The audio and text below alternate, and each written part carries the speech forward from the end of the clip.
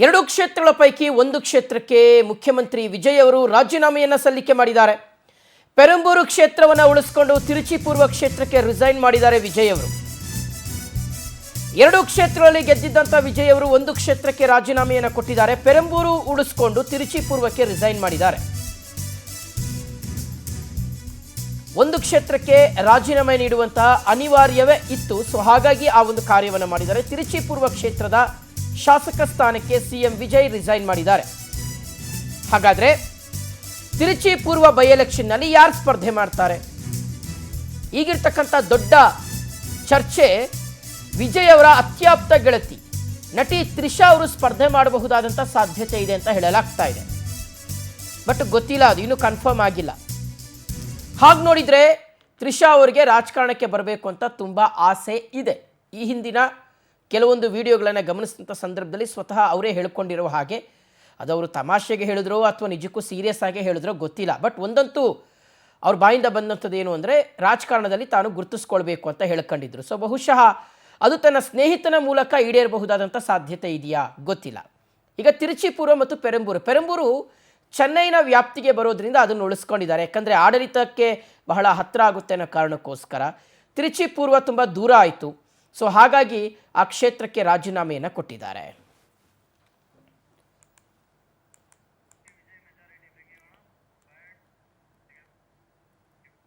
ಇನ್ನು ಸಾಕಷ್ಟು ಪ್ರಯಾಸದ ನಂತರ ಸರ್ಕಾರ ರಚಿಸಿರುವಂತಹ ಸಿಎಂ ವಿಜಯ್ಗೆ ಮೇ 13ರಂದು ಅಗ್ನಿ ಪರೀಕ್ಷೆ ಎದುರಾಗಲಿದೆ. ಮೇ 13ರ ಬುಧವಾರ ಬಹುಮತವನ್ನು ಸಾಬೀತುಪಡಿಸಬೇಕಾಗಿರ್ತಕ್ಕಂಥ ದೊಡ್ಡ ಚಾಲೆಂಜ್ ವಿಜಯ್ ಅವರ ಮುಂದೆ ಇದೆ. ತಮಿಳುನಾಡಿನ ವಿಧಾನಸಭೆಯಲ್ಲಿ ಮ್ಯಾಜಿಕ್ ನಂಬರ್ 118 ಅದನ್ನ ತೋರಿಸಬೇಕಾಗಿದೆ ವಿಜಯ್ ಅವರು on the floor of the house. ನಿನ್ನೆಯಷ್ಟೇ ತಮಿಳುನಾಡಿನ ನೂತನ ಮುಖ್ಯಮಂತ್ರಿಯಾಗಿ ವಿಜಯ್ ಅವರು ಪ್ರಮಾಣ ವಚನ ಸ್ವೀಕರಿಸಿದರು.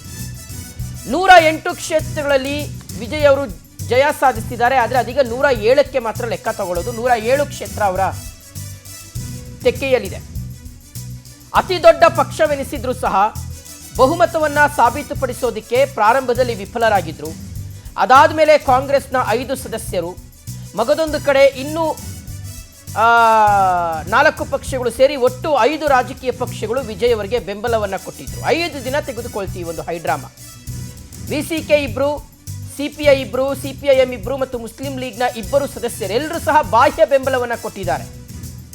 ಎಲ್ಲರೂ ಸಹ ಬಾಹ್ಯ ಬೆಂಬಲವನ್ನು ಕೊಟ್ಟಿರುವಂಥದ್ದು ಸಹಜವಾಗಿ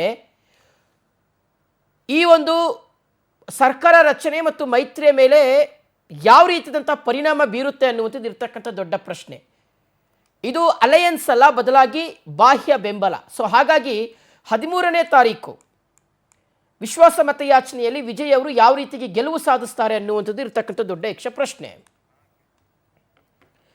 ಓಕೆ, ಇದ್ರ ಬಗ್ಗೆ ಕಂಪ್ಲೀಟ್ ಆಗಿ ಮಾಹಿತಿ ಕೊಡ್ತಾರೆ ನಮ್ಮ ಪ್ರತಿನಿಧಿ ಶಶಿ. ಈಗ ನ್ಯೂಸ್ ಡೆಸ್ಕಿಂದ ಲೈವಲ್ಲಿ ಕನೆಕ್ಟ್ ಆಗ್ತಾ ಇರ್ತಕ್ಕಂಥದ್ದು. ಶಶಿ, ಈಗ ವಿಜಯ್ ಅವರು ಸಿಕ್ಕಾಪಟ್ಟೆ ಕಷ್ಟಪಟ್ಟು ಸಾಕಷ್ಟು ಲೆಕ್ಕಾಚಾರಗಳನ್ನು ಹಾಕ್ಕೊಂಡು ಸಾಕಷ್ಟು ಸವಾಲುಗಳನ್ನು ಎದುರಿಸಿ ನಿನ್ನೆ ಮುಖ್ಯಮಂತ್ರಿಯಾಗಿ ಪದಗ್ರಹಣ ಸ್ವೀಕರಿಸಿದ್ರು. ಈಗ ಅವರು ತಮಿಳುನಾಡಿನ ಮುಖ್ಯಮಂತ್ರಿ.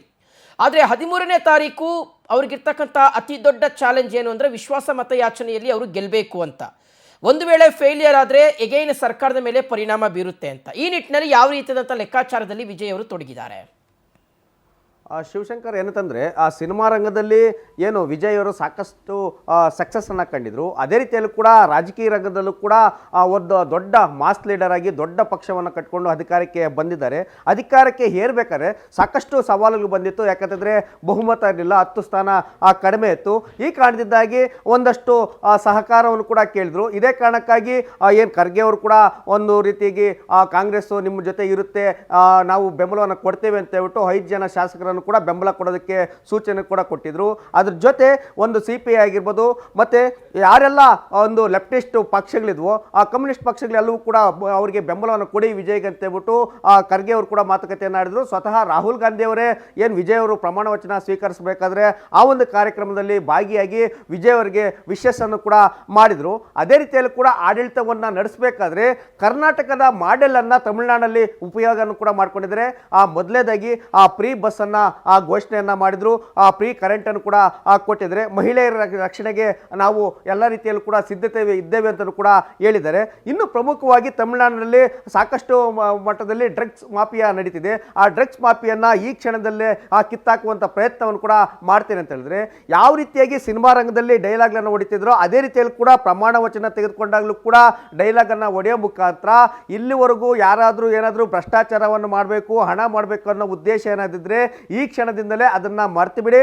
ನಾನು ನನ್ನನ್ನು ಹೊರತುಪಡಿ ನನ್ನ ಜೊತೆ ಸೇರಿದಂತೆ ನನ್ನ ಜೊತೆ ಕೆಲಸ ಮಾಡುವಂತ ಯಾವೊಬ್ಬ ಸಚಿವರು ಶಾಸಕರು ಕೂಡ ಯಾರು ಕೂಡ ಹಣದ ಹಿಂದೆ ಹೋಗಬಾರ್ದು. ಆದ ರೀತಿಯಾಗಿ ಏನು ನಿಮ್ಮ ತಲೆಯಲ್ಲಿ ಏನಾದ್ರು ಆಲೋಚನೆ ಇದ್ರೆ ಅದನ್ನ ಈ ಕ್ಷಣದಿಂದಲೇ ಬಿಟ್ಬಿಡಬೇಕು. ಒಳ್ಳೆ ಟೈಮ್ ಈಗ ಸ್ಟಾರ್ಟ್ ಆಗಿದೆ ಅಂತ ಹೇಳ್ಬಿಟ್ಟು ಒಂದಷ್ಟು ಭರವಸೆಗಳನ್ನು ಕೂಡ ಕೊಟ್ಟಿದ್ರೆ. ಈಗ ಸಾಕಷ್ಟು ಕುತೂಹಲ ಕೇಳಿಸೋದೇನೆಂದ್ರೆ, ಒಂದಷ್ಟು ಹಿರಿಯ ರಾಜಕಾರಣಿಗಳು ಎರಡೆರಡು ಕ್ಷೇತ್ರದಲ್ಲಿ ಸಹಜವಾಗಿ ಕ್ಷೇತ್ರಗಳನ್ನು ಆಯ್ಕೆ ಮಾಡ್ಕೊಳ್ತಾರೆ. ಯಾಕಂತಂದ್ರೆ ಅವರು ತೆಗೆದುಕೊಂಡಿರುವಂತಹ ನಿರ್ಧಾರಕ್ಕೆ ಯಾವುದೇ ರೀತಿಯಲ್ಲೂ ಕೂಡ ಅಡೆತಡೆ ಉಂಟಾಗಬಾರ್ದಂತ. ಎಕ್ಸಾಂಪಲ್, ರಾಹುಲ್ ಗಾಂಧಿ ಕೂಡ ಎರಡೆರಡು ಕಡೆ ಕ್ಷೇತ್ರಗಳನ್ನು ಆಯ್ಕೆ ಮಾಡ್ಕೊಂಡು ಚುನಾವಣೆಗೆ ನಿಂತಿದ್ರು. ನಮ್ಮ ರಾಜ್ಯದಲ್ಲಿ ಕುಮಾರಸ್ವಾಮಿ ಆಗಿರ್ಬೋದು, ಸಿದ್ದರಾಮಯ್ಯ ಆಗಿರ್ಬೋದು, ವಿ ಸೋಮಣ್ಣ, ಆರ್ ಅಶೋಕ್, ಈ ರೀತಿಯಾಗಿ ಘಟಾನುಘಟಿ ನಾಯಕರು ಎರಡೆರಡು ಕ್ಷೇತ್ರಗಳನ್ನು ಆಯ್ಕೆ ಮಾಡ್ಕೊಳ್ತಾರೆ. ಯಾಕಂತಂದ್ರೆ ಒಂದು ಕ್ಷೇತ್ರದಲ್ಲಿ ಏನಾದರೂ ಬೈ ಮಿಸ್ ಆಗಿ ಸೋತರು ಕೂಡ ಮತ್ತೊಂದು ಕ್ಷೇತ್ರದಲ್ಲಿ ಆಯ್ಕೆ ಆಗ್ಬೋದು ಅಂತ. ಇದೇ ಕಾರಣಕ್ಕಾಗಿ ವಿಜಯ್ ಅವರು ಕೂಡ ಪೆರಂಬದೂರು ಮತ್ತೆ ಅದೇ ರೀತಿ ಕೂಡ ತಿರುಚಿ ಎರಡು ಕಡೆ ಕೂಡ ಆಯ್ಕೆ ಆಗಿದ್ದಾರೆ. ಎರಡೂ ಕ್ಷೇತ್ರದಲ್ಲೂ ಕೂಡ ಸುಮಾರು 35,000 ರಿಂದ 40,000 ಅಂತರದಿಂದ ಗೆದ್ದಿದ್ದಾರೆ. ಈಗ ಗೆದ್ದಿರುವುದರಿಂದ ಅವರು ಪೆರಂಬೂರನ್ನ ಇಟ್ಕೊಂಡು ತಿರುಚಿಯನ್ನ ಬಿಟ್ಕೊಳ್ಳೋಣ ಅಂತ ಡಿಸೈಡ್ ಮಾಡಿದ್ದಾರೆ. ಈಗ ತಿರುಚಿಯಲ್ಲಿ ಯಾರನ್ನ ನಿಲ್ಲಿಸ್ತಾರೆ ಆ ಕ್ಷೇತ್ರದಲ್ಲಿ ಅಂತ ಹೇಳ್ಬಿಟ್ಟು ಸಾಕಷ್ಟು ಸವಾಲುಗಳು ಕೂಡ ಬಂದಿದೆ. ಒಂದಷ್ಟು ಕ್ಯೂರಿಯಾಸಿಟಿ ಮತ್ತೆ ಒಂದಷ್ಟು ಗಾಸಿಪ್ಸ್ ಕೂಡ ಹರಿದಾಡ್ತಿದೆ. ಯಾಕೆ ಅಂತಂದ್ರೆ, ಈಗ ತ್ರಿಷಾ ಅವರು ವಿಜಯ್ ಅವರ ಸ್ನೇಹಿತೆ ಅಂತ ಕೂಡ ಎಲ್ಲರೂ ಕೂಡ ಗೊತ್ತಿರುವಂತ ವಿಚಾರ. ಈ ಕಾರಣದಿಂದಾಗಿ ತ್ರಿಷಾ ಅವರನ್ನ ಅಲ್ಲಿ ಕಣಕ್ಕಿಳಿಸ್ತಾರಾ ಅನ್ನೋ ಚರ್ಚೆ ಕೂಡ ನಡೀತಿದೆ. ಯಾಕಂತಂದ್ರೆ ಕಳೆದ 10 ವರ್ಷಗಳಿಂದ ತ್ರಿಷಾ ಅವರು ನಾನು ಮುಖ್ಯಮಂತ್ರಿ ಆಗ್ತೇನೆ ಆಗುವಂತ ಕನಸಿದೆ ಅಂತ ಹೇಳಿ ಕೂಡ ಅವ್ರು ಹೇಳ್ಕೊಂಡಿದ್ರು. ಆ ಒಂದು ವಿಚಾರ ಈಗ ಸಾಕಷ್ಟು ಸುದ್ದಿ ಕೂಡ ವೈರಲ್ ಆಗ್ತಿದೆ. ಈ ಕಾರಣದಿಂದಾಗಿ ವಿಜಯ್ ಜೊತೆ ಪ್ರಚಾರದಲ್ಲಿದ್ರು, ಈಗ ರಾಜಕೀಯ ಅಖಾಡಕ್ಕೆ ಕೂಡ ಬಂದಿದ್ದಾರೆ. ಹೀಗಾಗಿ ಯಾವಾಗ ಏನು ತಮಿಳುನಾಡಿನಲ್ಲಿ ರಾಜಕೀಯಕ್ಕೆ ಸಂಬಂಧಪಟ್ಟಂತೆ ಜಯಲಲಿತಾ ಅವರಿಗೂ ಮತ್ತೆ ತ್ರಿಷಾಗೂ ಇಬ್ಬರು ಕೂಡ ಸಿಮಿಲಾರಿಟಿ ಆಗುವಂತೆ ಒಂದಷ್ಟು ಚರ್ಚೆಗಳು ಕೂಡ ಆಗ್ತಿದೆ. ಪ್ರಮುಖವಾಗಿ ಹೇಳೋದಾದ್ರೆ ತ್ರಿಷಾ ಮತ್ತೆ ಜಯಲಲಿತಾ ಓದಿದ್ದು ಒಂದೇ ಸ್ಕೂಲು, ಮತ್ತೆ ಅವರ ಕಾಲೇಜು ಕೂಡ ಒಂದೇ ಸ್ಕೂಲು, ಅದೇ ರೀತಿ ಕೂಡ ಇಬ್ಬರು ಕೂಡ ಬ್ರಾಹ್ಮಣ ಸಮುದಾಯದವರು. ಈ ರೀತಿಯಾಗಿ ಮತ್ತೆ ಇಬ್ಬರು ಕೂಡ ರಾಜಕೀಯ ಏನು ಸಿನಿಮಾ ರಂಗದಿಂದ ರಾಜಕೀಯಕ್ಕೆ ಬಂದು ಸಕ್ಸಸ್ ಅನ್ನ ಕಂಡಂತವರು, ಇಬ್ಬರು ಕೂಡ ಮದುವೆ ಕೂಡ ಆಗಿಲ್ಲ. ಇದೇ ರೀತಿಯಾಗಿ ಮುಂದೆ ಮುಖ್ಯಮಂತ್ರಿ ಆಗುವಂತ ಎಲ್ಲ ಲಕ್ಷಣಗಳು ಕೂಡ ತ್ರಿಷಾಗೆ ಇದೆ ಅಂತ ಹೇಳ್ಬಿಟ್ಟು ಸಾಕಷ್ಟು ಚರ್ಚೆಗಳಾಗ್ತದೆ. ಈ ಕಾರಣದಿಂದಾಗಿ ತ್ರಿಷಾ ಅವರನ್ನೇ ಏನು ತಿರುಚಿಯಲ್ಲಿ ಒಂದು ಏನು ಕಣಕ್ಕಿಳಿಸಿ ಅಲ್ಲಿ ಅವ್ರನ್ನ ಗೆಲ್ಲಿಸಿ ಅವರ ಸಂಪುಟದಲ್ಲಿ ಯಾವುದಾದ್ರೂ ಖಾತೆಯನ್ನ ಕೊಟ್ಟು ಮಿನಿಸ್ಟರ್ನ ಮಾಡ್ತಾರ. ಮುಂದೆ ನೆಕ್ಸ್ಟ್ ಏನಾದರೂ ಅಧಿಕಾರಕ್ಕೆ ಬಂದ್ರೆ ಅವರನ್ನ ಟಿವಿಕೆಯಿಂದ ಮುಖ್ಯಮಂತ್ರಿಯನ್ನಾಗಿ ಮಾಡ್ತಾರಾ, ಜಯಲಲಿತಾ ರೀತಿಯಾಗಿ ತ್ರಿಷಾ ಅವರು ಕೂಡ ಮುಖ್ಯಮಂತ್ರಿ ಆಗುವಂತ ಸಾಧ್ಯತೆಗಳು ಇದೆ ಅಂತ ಹೇಳ್ಬಿಟ್ಟು ಸಾಕಷ್ಟು ಚರ್ಚೆಗಳು ನಡೀತಿದೆ. ಹೀಗಾಗಿ ವಿಜಯ್ ಅವರು ಯಾವ ರೀತಿಯಾಗಿ ಆಡಳಿತವನ್ನ ಕೊಡ್ತೇನೆ ಅಂತ ಭರವಸೆಯನ್ನು ಕೊಟ್ಟಿದ್ರು, ಆ ಒಂದು ಭರವಸೆಗಳನ್ನ ಈಡೇರಿಸಿ ಜನರ ಮನಸ್ಸನ್ನ ಗೆದ್ದು ಮತ್ತೊಮ್ಮೆ ಅಧಿಕಾರಕ್ಕೆ ಬರ್ತಾರಾ, ಅದ್ರ ಜೊತೆ ತ್ರಿಷಾವನ್ನ ಜೊತೆಗೆ ಇಟ್ಕೊಂಡು ಮದುವೆ ಏನಾದರೂ ಆಗ್ತಾರಾ, ಇಲ್ಲ ಅಂತಂದ್ರೆ ಅದೇ ರೀತಿಯಾಗಿ ಕೂಡ ಅವರನ್ನ ಮುಖ್ಯಮಂತ್ರಿಯನ್ನ ಮಾಡೋದಕ್ಕೆ ಏನಾದರೂ ಪ್ರಯತ್ನವನ್ನು ಪಡ್ತಾರ ಅಂತ ಹೇಳ್ಬಿಟ್ಟು ಕಾದು ನೋಡ್ಬೇಕಿದೆ Shivashankar. Okay Shashi, thank you ತಮ್ಮೆಲ್ಲ ಡೀಟೇಲ್ಸ್ಗಾಗಿ.